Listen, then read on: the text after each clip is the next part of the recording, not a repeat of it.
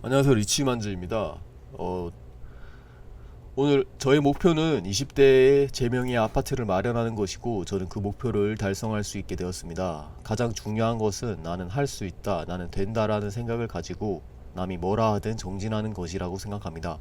현재 자신이 처한 상황이 안 좋고 불리하다 생각하면 더 많은 노력을 하면 됩니다.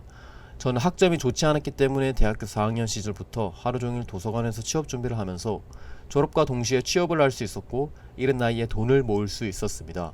그리고 부모님 집으로 들어가면서 살면서 지출을 최소화하고 목돈 마련에 집중했습니다. 물론 처음에는 잦은 택배, 충동 구매, 여행, 전자기기 구입, 자취 등을 통해 첫 직장에서는 돈을 거의 모으지 못하고 월급을 받는 순간마다 돈을 다 써버리기 급급했습니다. 하지만 그렇게 살게 되면 정말 미래가 없다는 사실을 알게 되었습니다.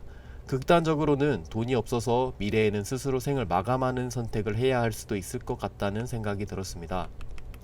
어떤 책에는 이런 말이 있습니다. 권력을 공고히 하기 위한 방법에는 두 가지 길이 있습니다. 한 가지 길은 그 위치에 오르기가 아주 쉽다고 표현하는 겁니다. 이렇게 되면 사람들은 그 권력자가 그것을 아주 쉽게 이뤄냈다고 생각하고 자연스럽게 그 사람에게 경외감이 생긴다는 것입니다. 두 번째 길은 그 위치에 오르기까지 매우 험난한 여정을 겪었다고 하는 겁니다. 이 경우 사람들은 그 권력의 위치에 오르길 감히 엄두를 내질 못하지요. 부자가 되는 길도 마찬가지인 것 같습니다. 한국 사회에서의 부자는 위에 두 가지 방법이 매우 적절히 적용되는 그런 사례라고 볼 수 있습니다. 저 또한 부자와 가까운 사람이 아니었기에 소위 부자들과 막연한 괴리감을 갖고 있었습니다. 즉, 부자들은 타고난 재능이 있거나 집안이어서 부자가 된 것이고, 나는 다른 길이 있을 것이다, 이런 식의 생각입니다. 그것을 깨야 합니다. 실제로는 정말 별것이 아님을 말씀드립니다. 누구나 할 수 있습니다. 구체적인 예를 들면 제 주위를 보아도 평균적인 삶보다 살짝 위의 자산을 목표로 삼습니다. 그러나 인간은 항상 이상을 꿈꾸지만 이상에 수렴할 뿐 그곳에 정확히 도달하는 것은 드문 일이라고 생각합니다. 따라서 일반적으로 많은 사람이 목표하는 바에 실망스러운 결과를 맞게 되는 것이지요. 많은 책과 미디어에서 주장하는 말이 목표를 뚜렷하게 잡아라 입니다. 그러나 그들은 자신의 위치를 분석하여 목표를 잡으라고 말합니다. 이것은 잘못된 것입니다. 적어도 자본주의 체제에서는 누구나 노력하면 부자가 될 수 있습니다.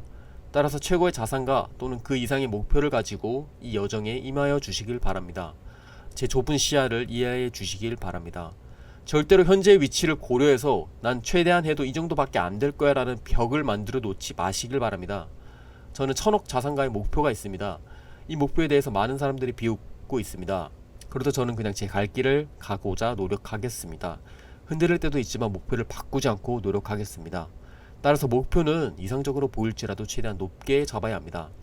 대학교 시절 700원이 없어서 기숙사 맞은편에 사는 과 동기에게 돈을 빌렸습니다. 그렇게 일주일을 안 갚았습니다. 그러자 그 친구도 무척이나 가난해서 700원을 달라고 하더라고요. 그렇게 돈을 갚고 20살을 가난하게 보냈습니다. 이때의 처절한 기억, 돈이 없어서 사람이 비참해질 수 있다는 것을 처절히 알게 되었고, 부자가 되고 싶은 목표를 가지게 되었습니다. 이 사회에서 큰 돈을 벌고 싶은 것은 자연스러운 욕구입니다. 돈을 싫어하는 사람이 있을까요?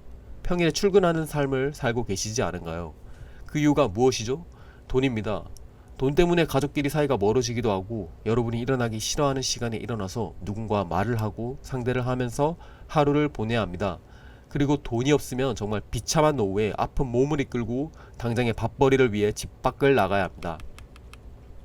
저는 주위 친구 중에 큰 돈을 번 친구가 있다면 질투하고 배아파하고 그를 깎아내릴 것이 아니라, 그가 어떤 방법으로 평소에는 어떤 노력을 하고 그러한 결과를 만들었는지 조금이라도 배우려고 노력했습니다. 제 성격상 많은 친구와 관계를 맺고 유지할 수 없었습니다. 엄청난 시간과 적지 않은 돈이 들어가고 또 노력이 들어가는데, 그럴 시간과 노력으로 저 자신을 위해 투자하는 게 더 현명한 선택이라고 생각합니다. 그리고 지금도 가지고 있는 생각인데, 인생은 결국 혼자라고 생각합니다. 부모님이 있어도 외롭고, 가족과 함께해도 외롭고, 연인이 있어도 외롭고, 아내가 있어도 외롭고, 자식이 있어도 외로운 게 인생입니다. 이를 조금이라도 일찍 받아들이고 저 자신을 위해 노력하기로 했습니다. 저는 친구를 매체를 통해 찾았습니다. 영상에 등장하신 작가님과 친구가 되었고 그를 닮기 위해 노력했습니다. 성이고 작가님이셨습니다.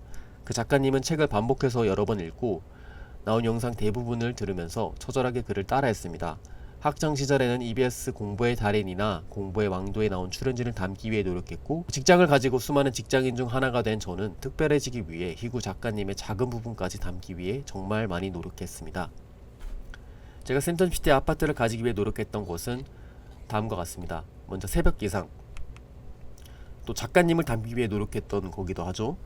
성희고 작가님은 평일 4시 30분에 일어나고 주말에는 5시 30분에 기상을 하고 지하철 첫 차를 타고 항상 출근을 하셨고, 먼저 출근해서 업무 시작 전에 자기만의 시간을 확보했습니다. 지하철에서는 책을 읽고 출근해서는 글을 쓰고, 이런 삶이 하루하루가 모여서 큰 힘이 되었을 것이라고 생각합니다. 이것을 하지 않으면 그냥 평범한 직장인이 되고 평범하게 돈을 모으다가 은퇴한다고 생각합니다. 그리고 은퇴 후에는 연금 벌이에 의존하면서 살아야 할 것입니다. 작가님의 인터뷰를 보면 첫 차를 타는 이유가 조조 할인과 서서 가지 않아서 좋다고 말씀하셨습니다. 저 또한 이에 동의를 합니다. 아침에는 차와 사람이 많이 없어서 한적한 그게 참 좋습니다. 그리고 작가님은 첫 차를 타지 않으면 지는 것 같다고 생각해 하셨습니다. 저 역시 이에 동의합니다. 작가님은 밤 10시에 취침을 하고 점심시간에 추가로 잠을 잤습니다. 저는 작가님보다 늦게 자기에 요즘은 평일 5시 기상을 목표로 하고 있습니다. 그리고 먼저 회사에 가서 공부를 하거나 독서를 하고 일기를 씁니다. 작가님은 아침 시간에 아침 일기를 쓰셨습니다. 저녁 일기를 쓰는 것이 아니라 아침에 일기를 써서 오늘 할 일까지 정리를 하고 나아갈 수 있다고 말씀하셨습니다. 물론 작가님도 사람이기에 피곤한 날은 지하철에서 1시간 40분 동안 잠이 들었던 적이 있다고 하셨습니다. 새벽에 일어나는 것은 그냥 어떠한 원동력을 받고 동기부여 영상을 보고 그날 하는 게 아니라 그냥 이유 없이 무한반복이 돼야 한다고 생각합니다. 할 거라고 하셨으면 그냥 하셔야 합니다. 생각하지 마십시오. 두 번째, 부업. 성희고 작가님은 직장을 다니면서 다른 것을 해야 한다고 합니다.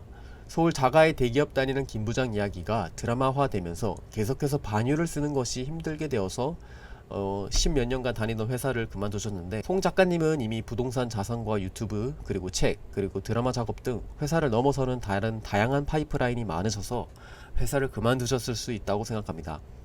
저 또한 성희고 작가님의 정신을 이어받아 회사를 다니면서 다른 무언가를 하려고 합니다. 여기서 핵심은 회사를 다니면서입니다. 작가님은 회사를 다니면서 옷 판매를 했는데 수입도 꽤 쏠쏠하다고 하셨습니다. 어떻게 옷 판매를 했는지, 네이버 스토어를 했는지를 궁금해졌습니다.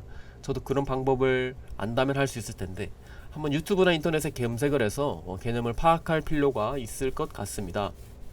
그리고 송희고 작가님 책에도 나오는 내용인데, 작가님은 재즈바에서 피아노를 치는 아르바이트를 하셨습니다.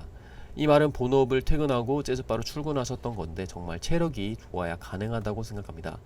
작가님은 돈을 추가로 벌기보다는 그 시간에 돈을 안 쓰기 위해 알바를 하셨다고 말씀하셨습니다. 퇴근 후에 알바를 했다. 이게 한 문장으로 표현되어서 쉬워 보이는 문장이지만 실제로 직장인이 퇴근하고 평일과 주말에 쭉 일을 한다. 이것은 정말 쉽지 않을 것입니다. 저 또한 작가님을 닮기 위해 현재 유튜브를 운영하고 있고, 현재 이제 편의점 아르바이트를 하다가 이제 그만둔 상황입니다. 그리고 본인이 잘하는 것을 사업화하라고 말씀하셨습니다. 예를 들어 내가 요리를 좋아하면 요리 유튜버를 할 수 있는 거라고 말씀하셨습니다. 맞는 말씀입니다. 사업화를 일단 해두면 제가 자는 시간에도 돈을 벌 수 있고 초기 투자가 많은 시간과 노력이 들지 그 이유는 할 만한 것이라고 생각합니다. 네, 다음으로 전략입니다. 성희고 작가님은 전략을 많이 하십니다. 자동차도 정말 오래된 자동차고 지하철 첫 차를 타서 조조 할인을 받으시고 한솥 도시락을 먹으면서 돈을 모았고 그 돈을 투자해서 자산을 저축했습니다. 그리고 택시는 대기업 총수들이 타는 것이라 생각하고 택시를 타는 비용을 정말 멀리 하셨습니다. 저 또한 이런 작가님의 정신을 이어받으려 노력 중이나 이제 최근 차를 뽑아버려서 아직까지 빚이 있는 상황이고, 또한 센텀시티에 이제 아파트를 사서 빚이 있는 상황입니다. 이 빚은 제가 열심히 절약과 또 투자로 돈을 불려서 또 갚고 또 여러가지 갈아타기를 해서 최상급지로 가는 것이 저의 목표고, 또 자산가가 되는 것이 저의 목표입니다. 그리고 이제 계속 공부를 해야 되는 게 중요합니다. 작가님은 이제 자기 개발을 위한 공부를 정말 많이 하셨습니다. 독서도 정말 많이 하셨고 한 몇천만 원치 책을 샀다고 알고 있습니다. 그리고 직접 토지의 발전과 관련한 서류를 출력해서 읽으면서 직접 공부도 많이 하셨다고 알고 있습니다. 그리고 스터디를 따로 하진 않으시고 공부는 혼자 하는 거라고 말씀하셨습니다. 그리고 작가님은 직접 경기도 및 서울의 여러 동네를 직접 돌아다니면서 현장을 배웠습니다. 그리고 지하철 노선도를 배웠습니다. 이러한 작가님 공부의 결과는 송이고 작가님 강의를 들으면 바로 알 수 있습니다. 저는 처음 들어보는 지역이고 아파트인데 작가님은 바로 네이버 지도로 해당 지역을 검색하고 답을 해주십니다. 이것은 문화센터 강연을 보면 알 수 있습니다. 이런 어마무시한 내공은 작가님의 피나는 노력이 있어서 가능하다고 생각합니다. 이렇게 저는 노력을 하면서 돈을 차곡차곡 모았고 직장생활을 하면서 사회초년생 신분일 때 1억을 모았습니다. 그리고 그 1억과 대출을 더해서 센텀시티 아파트 한 채를 생애 최초 주택담보대출로 받았습니다. 초연끌로 샀으면 지금도 몇백만원씩 대출 원금과 대출 이자를 냈습니다. 이상으로 일단 저의 센텀시티 마련을 위해 노력했던 과정을 들어주셔서 정말 감사합니다.